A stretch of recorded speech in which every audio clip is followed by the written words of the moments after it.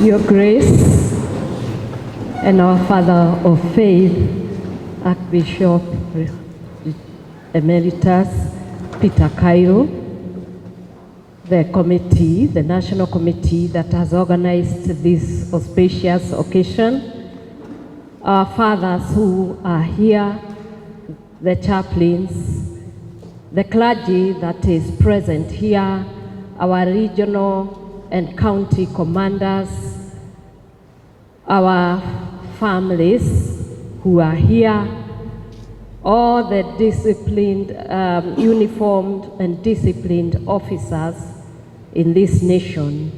Bwana asifiwe. How are you this afternoon? I want to see you smile. You know, the work you do, sometimes it is good to smile, otherwise you're going to get wrinkles. And we want police officers who are having very nice faces because it is a very hard work that you do. Allow me to bring the regards from our Commander-in-Chief of the Defense Forces, Dr. William Samoei Ruto and his wife, and from the Deputy President, His Excellency Rigathi Gachagua, and I know that they are with you and they love you. I can tell you for free. It gives me great pleasure and it's a great honor that you invited me to be here to be able to witness this very, very beautiful occasion where you decide to come and give thanks. And as I look at you and tomorrow, I can see God blessing our forces and our servicemen, our servicewomen, your families, because there is nothing better than to be in the presence of God. And as you sit there and there are others sitting here, I can see the ground forces and the air forces who are ready to be able to keep this country and put it in the right direction. I know as we were watching you bringing your tools of service, I could see they were all mixed from the power of the gun, which is very force, it's a force that people see and they don't want to see, even to your boots and everything. And I can tell you as a mother here, I feel for you, because you leave us when you are very young. You go to Kiganjo, you go to Lanet, you go to KWS, and you go to National Youth Service and everywhere when you are very young. You leave us as parents, and sometimes we wonder, how will you end up? But look what God has done. That you are here thanking God once again, alive and well. At the same time, we have those ones who have fallen. We have families who are here. And there is nothing better than to know that you are still maintaining the family values. You can clap for yourselves.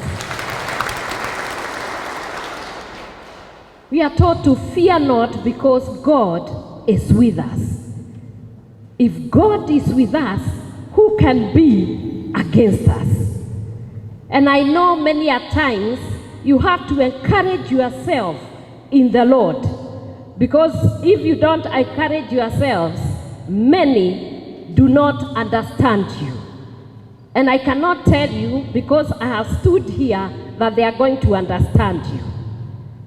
They may not even see and appreciate the gravity of the work that you do.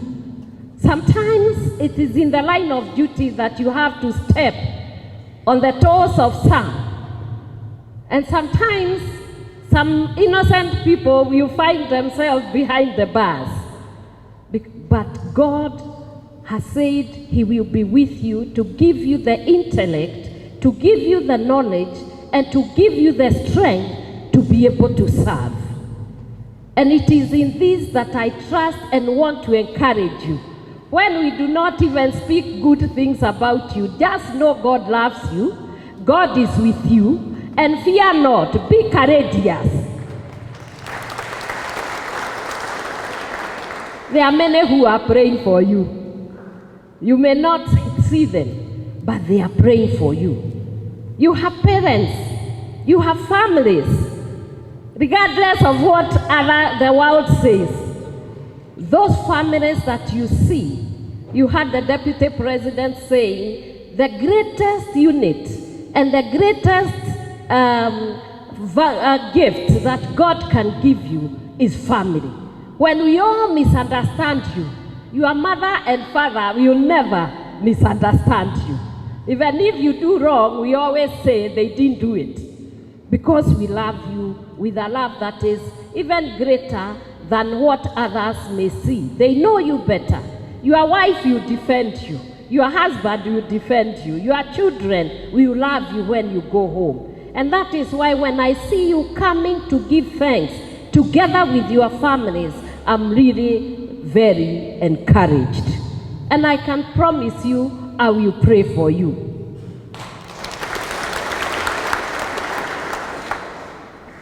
And I know that we have many challenges in our our servicemen and the women, because you are human, just like us. Many people, when they see you in that regalia, they think you are people who do not have feelings. They think you don't have emotions. They think that you are just like metal. But inside those uniforms are human beings who fear sometimes, who cry sometimes, who are frustrated and disappointed sometimes, and the other times they are happy, and they have the courage to take on the kind of challenges and crises that the country is facing. And listening and seeing everyone here, I've just seen that actually you are taking the security not only of humans, but of animals and the tree life and everything that is alive, and even that which is not, because you guard our houses. You are there, and as you are asking, if one day you are not serving, I think we would appreciate the kind of work that you do. Because some of the animals will be coming to our homes, like the lions, they will be coming to our homes. They don't know the kind of risk that you take. You are out there in the wilderness at night when others are safe in their houses. You are safeguarding them. You are taking care of them. You are out there at their gates. You are in the streets. Let me tell you, as a government, we appreciate you. And I'm very sure we will continue to see that you are taken good care of, so that as you risk your lives, many have fallen. And I'm sure the families are here. And sometimes when I went and, because I deal with widows, and I was going through some of the challenges that the widows of the uniformed servicemen go through when they fall.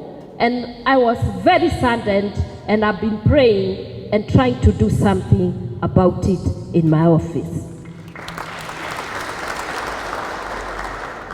And if you can convene one of these days, I would like to meet with them.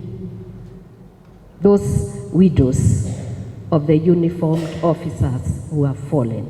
I would like to have a day with them, because it is important that we remember the risk that the officers took, and sometimes it takes life. Many of us, you take small risks. You go there, it is a risk, you still go with your life. You go out there, and sometimes you pay the ultimate price. And so, from the deepest of my heart, receive our appreciation.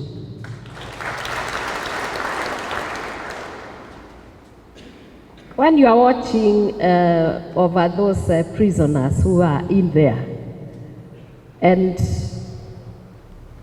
they are human beings that are in there, but they don't have their freedom, and I'm sure they also speak to you.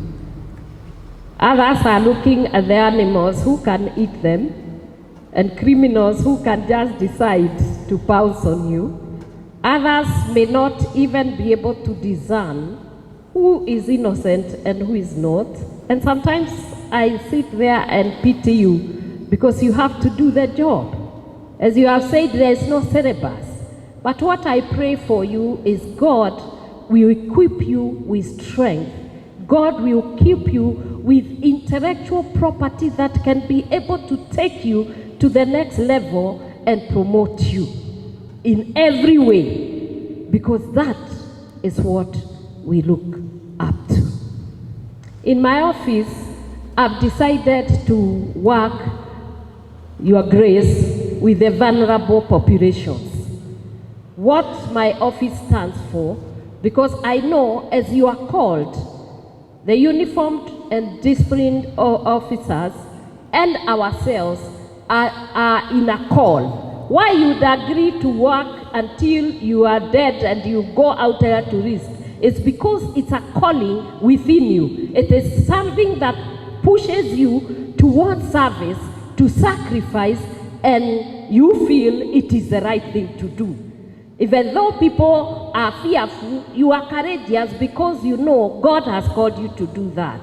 And therefore, when I came to the office, I decided that I would like to deal with vulnerable populations. That is the widow and the orphan. That is one of the pillars that I'm dealing in my office. The other one is a boy child. I am the champion of the boy child. And you know something? Most of these forces that are here are my boy children. I say, Your Grace, a boy child is from when they are inside the womb to the time they go to their graves. If you come as a mother, they will always call you a child. We will not call you an adult. I don't know when you went home and they didn't say, my child is coming. And therefore, we've decided, and you know very well yourselves, because you deal with my boy children out there in the gutter. I've decided it is time that we change our mindset and we change the way we deal with the boy child. We have laid a lot of emphasis on the girl child to the level she has gone too high, and then the other one has gone too low in depression, mental illness, frustration, lack of employment, and that is where you find them out there.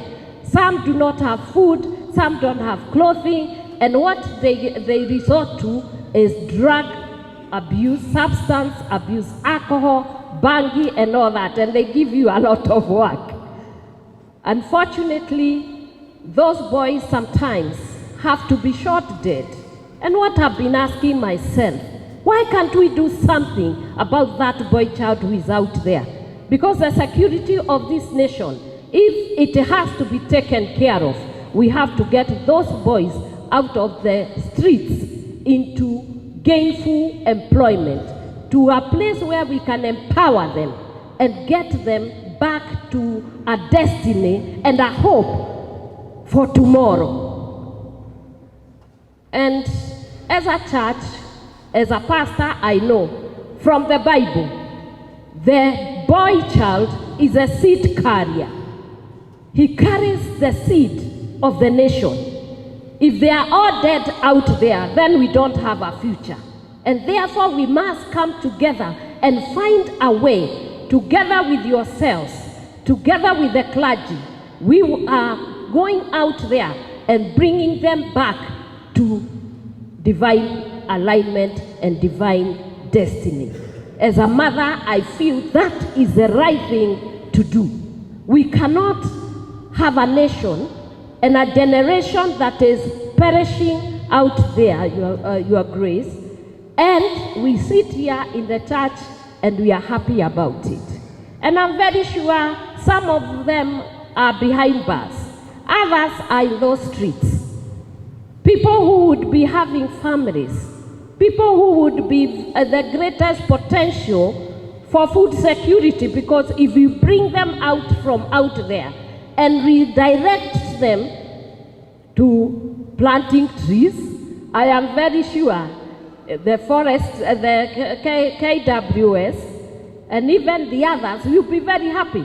That is a great army that we can create into a green army that will be able to guard our environment. They are the ones that we can bring and put them on the land, this idle land that is everywhere. And if they can be put into productivity, I am very sure the economy of this country would change.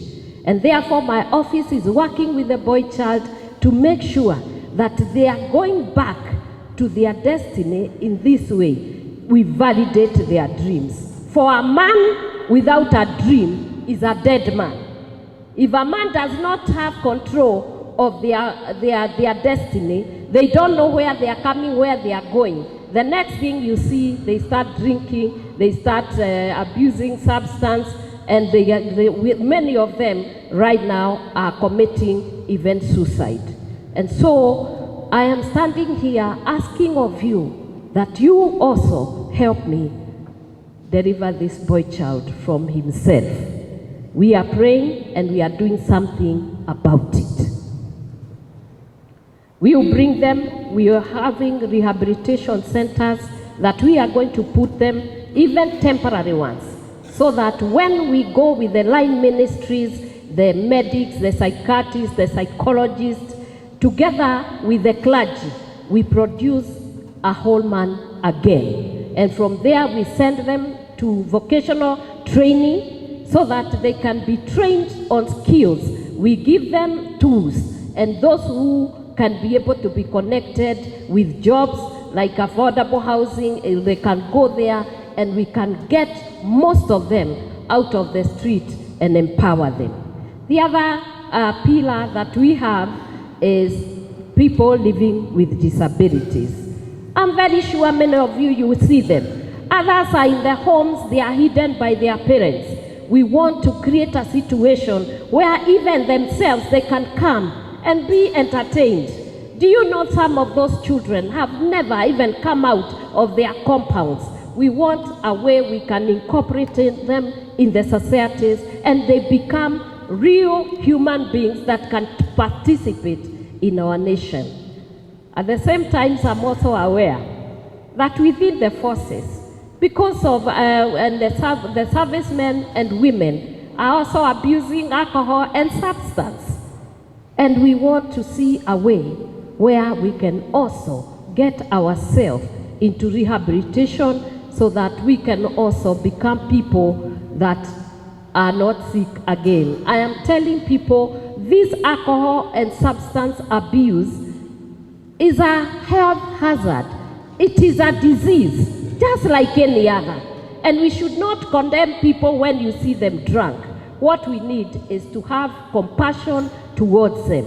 For when you love someone, you don't judge them. So I don't judge them as a mother.